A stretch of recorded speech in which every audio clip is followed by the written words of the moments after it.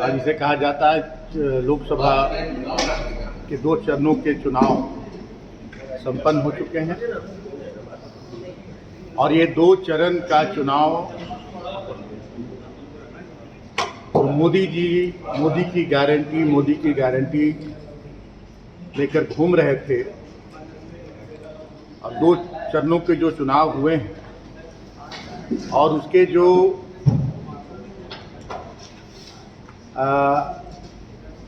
कहे तो जो प्रतिक्रियाएं आ रही हैं, जो रुझान आ रहे हैं, उससे मोदी जी पूरी तरह से हताश निराश है। कहे तो उनका बोरिया बिस्तर बनना अब तय हो गया है 2 चरणों के चुनाव में और उनकी हताशा का ही परिणाम है, क्योंकि अब तो भारतीय जनता पार्टी कहना तो बेमानी होगा मुझे लगता है,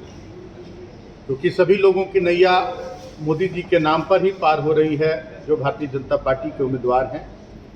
लेकिन अब मोदी मैजिक पूरी तरह से इस देश में समाप्त हो चुका है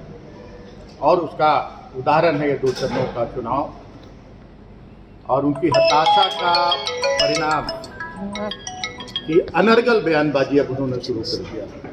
जो एक देश के इतने बड़े सर्वोच्च पद प्रधानमंत्री के पद पर बैठकर और जो कहते हैं कि मंगलसूत्र छीन लिया जाएगा, आरक्षण समाप्त कर दिया जाएगा, सीधे सीधे अब मंचों से हिंदू मुसलमान की बात करने लगे हैं, तो ये साफ इससे प्रमाणित होता है कि इनकी जो काठ की हाड़ी 2 बार चढ़ गई, तीसरी बार इनकी काठ की हाड़ी पूरी तरह से टूट फूट चुकी है और अब जनता इनके जुमलेबाजी और आज जो इस तरह का एक विभाजनकारी बात ये कर रहे हैं, अब जनता इनके चाल चरित्र को बखूबी समझ चुकी है। लोकतंत्र में जो व्यवस्था है, जो एक नागरिक को अपने मत के प्रयोग से अपना जनप्रतिनिधि चुनने का, इस बार आप देखेंगे कि जनप्रतिनिधि जो भी चुने जाएंगे वो अपने कार्यों के बल पर और जनता जो वोट करेगी वो अपने हक अधिकार के लिए, अपने विकास के लिए, न कि इस देश के लोकतंत्र को, इस देश के संविधान को समाप्त करने की बात करने वालों के पक्ष में। और ये समझ चुके हैं अब माननीय मोदी जी, और उसका भी एक और उदाहरण झारखंड में भी पेश हुआ कि इन्हें अपने कार्यकर्ताओं पर भरोसा नहीं। उसका उदाहरण आप कहें तो सीता और गीता। यहाँ गीता और हमारे झारखंड मुक्ति मोर्चा परिवार से सीता को लाकर जब इन्हें अपने कार्यकर्ता, अपने कार्यों पर अगर इतना भरोसा होता तो इन्हें सीता गीता की जरूरत नहीं पड़ती। अपने इनके कार्यकर्ता भी विक्षुब्ध हैं, कार्यकर्ताओं में भी अंदर अंदर रोष है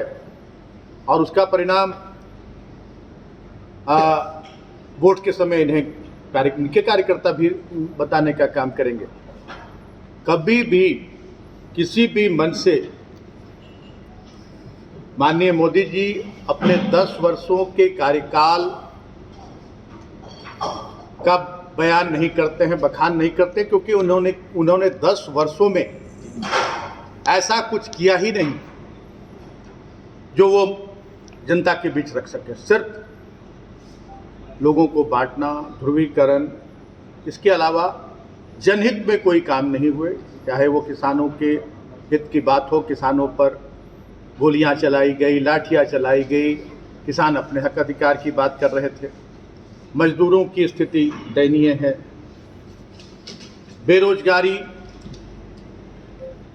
चरम पर है, महंगाई आसमान छू रही है। तो आज मैं स्पष्ट रूप से कहना चाहूँगा, हमें पूरा भरोसा और पूरा विश्वास है कि झारखंड की 14 सीटें महागठबंधन की झोली में जाएगी। अब जनता जुमलेबाजी पर भरोसा नहीं करने वाली।